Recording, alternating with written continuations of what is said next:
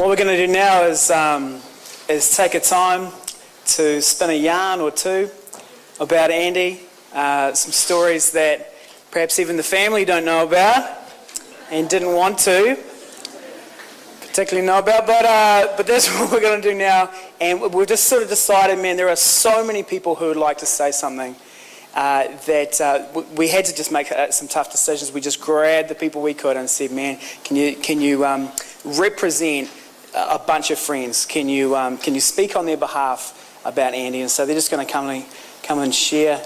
This young bunch of boganish looking guys here come over, guys. Have known Andy for some time, and so they're going to share. It's probably best, Si, if you introduce who you are and maybe how you know Andy first. That'd be cool.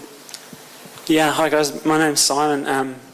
I had the absolute pleasure of knowing Andy and Dave together. Most of my times were actually together with them quite early, like when they were sort of 13. Actually, when they were 13 and I was 17, so I was in 7th form and they were in 3rd form. And it's quite funny, like their passion, like they just, they pretty much run my life, Like it was awesome. Like I actually really enjoyed it. Like looking back on it, it was some of the best times in my life. And I'm just going to say a few stories about, or just one story really about time I spent with them that was quite early.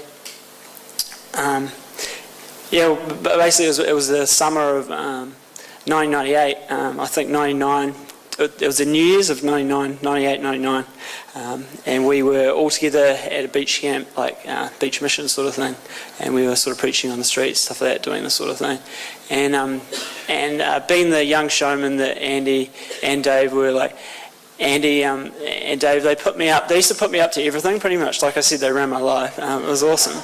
I really enjoyed it, and they put me up to doing this one thing that was like a human windmill, pretty much. That's what it was. And I was a bit bigger than them, as you can imagine, at the time.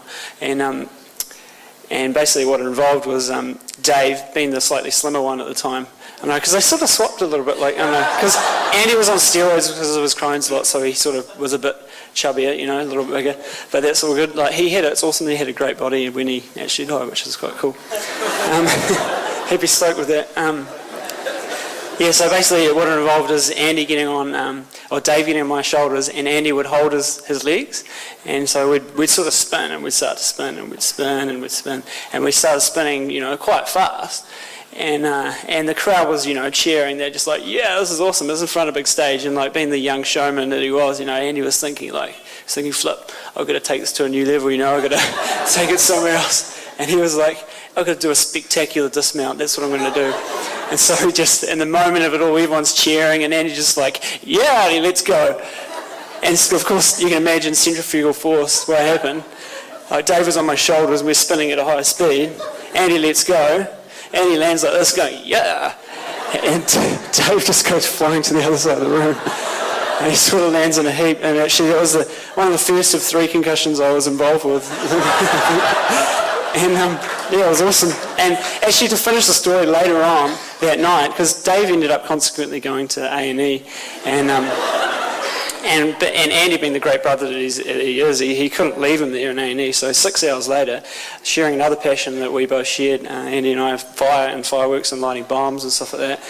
Andy was making a bomb, and he made this huge bomb. He's like, "This is going to be awesome, bro!" Like, he makes it, and he gets ready to light it, and he lighted up his lighter to, I think he was just checking it actually, and what he didn't realise is there was flash powder all over his hands. Flash powder is one of the most explosive sort of things you can get. All over his hands, just caught fire. He ended up in A&E the same night, so it was a great night. best New Year's I ever had.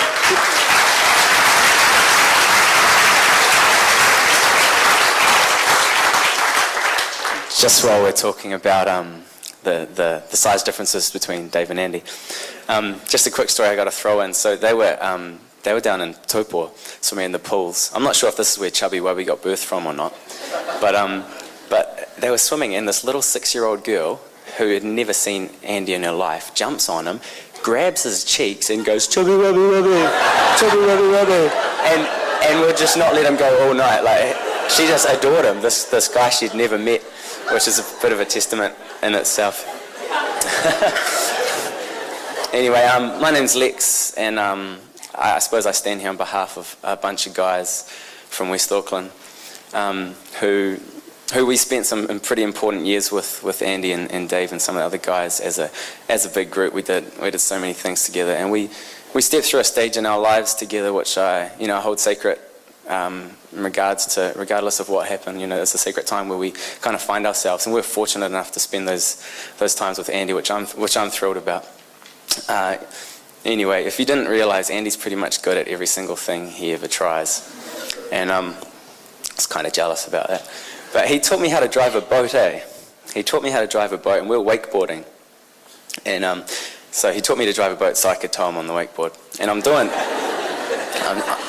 him. And it was when necklaces were cool. Remember when those shells and all that, and on the stretchy ropes, and I had one of those, and it was cool. Took it off. I put it over the steering wheel just because I didn't want to wear it. So I'm driving, and then he's dictating, telling me what to do. Go straight, turn left. So I turn left. As I turn, my necklace slips into the slot of the steering wheel and it locks into position. So we're doing circles, and Andy's there, and I don't know if you guys know this. I wouldn't call it like a temper tantrum. I call it a frustration fit that he goes in, and he's, what are you doing? Go straight! He's telling me, he's yelling at me, go straight! Lex, what are you doing? Some of you might know that face from a few different things. But the beauty in it is he's always the first to forgive and the first to turn around and laugh at the situation and laugh at himself. And we all love Andy on behalf of myself and all the guys who are in the similar walk. Always miss him and hold those memories so close forever. So love you, Andy.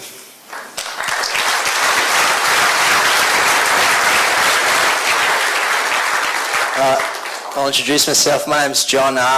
Andy actually would come over. I live on the Gold Coast, and Andy would come over occasionally and come surfing with me. And just recently, actually November, he came over, and it was a good time. Dave was there, and it was a Saturday, and we decided to paddle across to South Stradbroke, which is probably one of the most busiest waves on the Gold Coast. And on a Saturday, wasn't too busy this day, but we were having a bit of fun out there, taking some photos and that sort of stuff. And then sitting out there with Andy, and he looks at me and he's like, Nikes.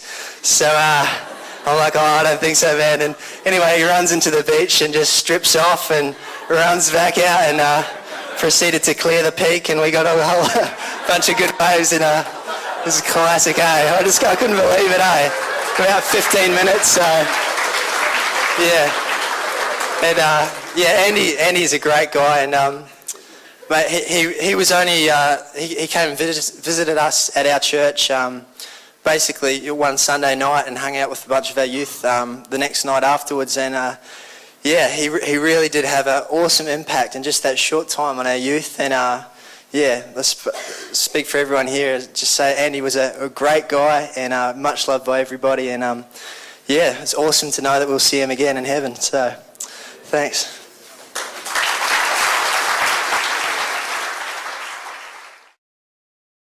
Weather report, weekly features, today's weather report. Because I want to know, how can there be hail, snow and storms with only 2 clouds in the sky? Different areas of the world. Ridiculous.